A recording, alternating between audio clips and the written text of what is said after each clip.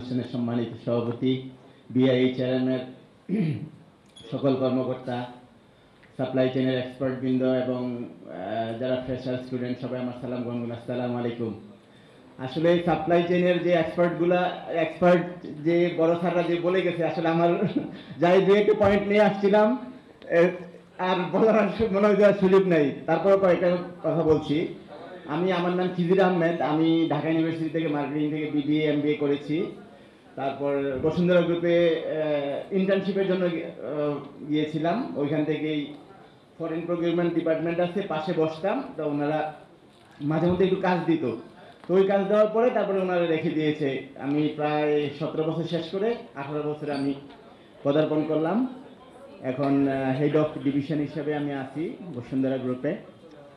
আমি শুরু থেকে মালিক পক্ষের সাথে কাজ করি। আসলে যখন কাজ শুরু করি তখন এমডি সাহেব আমার ডেকে নিয়ে বলল যে কোনো ডিসকাউন্ট কমিশন যদি এই কথা শুনি তাহলে কিন্তু খবর আছে। আর তখন আমি বুঝতাম না জিনিসগুলো আসলে কি, কমিশন কি বা এই জিনিসগুলো কি, জাস্ট শুনে আসি। তারপরে চেয়ারম্যান স্যারের কাছে যাইতাম প্রায় সময়, তো উনি বলতো যে তুমি সাপ্লাই চেনে আসো, যদি কিনা লাভ করতে না পারো বেচা কিন্তু লাভ করতে পারবে না। তাহলে সাপ্লাই চেনের গুরুত্বটা আসলে অনেক মালিক পক্ষের কাছে অনেক বেশি। আসলে ওনারা চায় যে কোম্পানির কস্ট সেভিং হোক, হ্যাঁ, তারপরে এইসব বিষয়গুলা। বাট শুধু কিনার ক্ষেত্রে কিন্তু আসলে কস্ট সেভিংসের বিষয়টা না, পুরা সাপ্লাই চেইন যে প্রসেসটা আছে প্রত্যেকটা স্টেজে আমাদেরকে কস্ট সেভিংস করতে হবে। এই মানে সাপ্লাই চেইনের যে স্কিলগুলো আছে, যেই চ্যালেঞ্জগুলো আছে, এইগুলো আমাদেরকে জানতে হবে, শিখতে হবে। তাই আমাদের স্টাডির কোনো বিকল্প নেই। আমাদের যে চাকরির পাশাপাশি আমাদের এই স্টাডিগুলো করতে হবে। বিআইএইচআরএম যে প্রোগ্রামটা নিয়ে আসছে বাংলাদেশে, আমি আশা করি যে প্রোগ্রামটা আমাদের জন্য ইফেক্টিভ হবে। আমরা চেষ্টা করবো এই প্রোগ্রামটা করার জন্য। তারপরে সাপ্লাই চেইনে যে একটা সাম্প্রতিক যে একটা কোভিড যে একটা চ্যালেঞ্জ, এটা আমাদের জন্য সবচেয়ে বড় চ্যালেঞ্জ হয়ে দাঁড়িয়েছিল।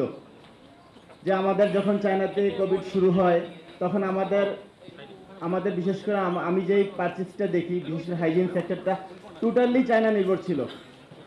যে যে এখন প্রোডাকশন বন্ধ হয়ে গেলে পুরো ব্লেমটা এসে আমাদের সাপ্লাই চেইনের উপরে পড়ে যাবে। পরে আসলে আমরা আসলে কোনো সামহাও ম্যানেজ করেছি। যারা যখন 1 মাস পরে কাজে আসলো, মানে অল্প সংখ্যক লোক আসছে, আসলে তখন আমাদের সাথে আসলে একটা ডেভেলপমেন্টের একটা রিলেশনশিপের সম্পর্ক ছিল।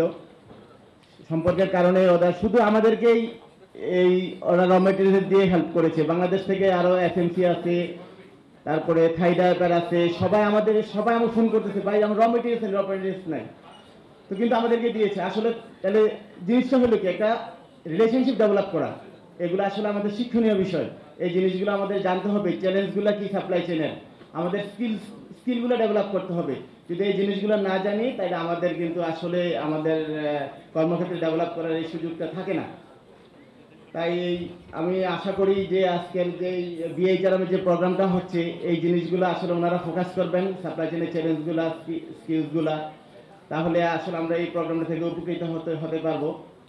আর যেই সাপ্লাই চেনের আসলে কোম্পানির সবার একটা নজর থাকে যে এই যে আসলে মনে হয় সাপ্লাই চেনে এখানে হয় ভালো করে অথবা খারাপ, দুইটা জিনিস। আপনার দুইটা একটা ভালো ধারণা থাকবে, আর তো নয়তো বলবে যে ওরা চুরি করে, দুইটা জিনিস। কেন সাপ্লাই চেইন এইখানে টাকার খেলাটা, কিন্তু আমি আসলে দেখছি অনেক ক্ষেত্রে আপনার অনেস্ট থাকলেও এখানে এসে টাকার সাথে আপনি তাকে অর্ডার দিয়ে দিচ্ছেন, তারপরে টাকা নিয়ে এসে বসে থাকে। এই ক্ষেত্রে আপনাকে ইন্টিগ্রিটি 100% ইন্টিগ্রিটি থাকতে হবে যদি সাপ্লাই চেইনে চাকরি করতে হয়। না হলে আপনি 5 বছর 2 বছরে চাকরি করতে পারবেন না। এই জিনিসগুলো আমাদেরকে ডেভেলপ করতে হবে। তাই এই ডেভেলপ করার ক্ষেত্রে আমি আশা করি এই যে বিআইএইচআরএম যে প্রোগ্রামটা নিয়ে আসছে, আমি আশা করি এটা ইফেক্টিভ হবে। আমি স্পেশালি থ্যাঙ্কস জানাতে চাই দিশান ভাইকে আমাকে এই অনুষ্ঠানে ইনভাইট করার জন্য। তারপরে আমি ধন্যবাদ জানাতে চাই বিআইএইচআরএম এর সকল কর্মকর্তা কর্মচারীবৃন্দকে। আমি আমার বক্তব্য দীর্ঘায়িত করছি না। আসসালামু আলাইকুম। হ্যালো, ধন্যবাদ।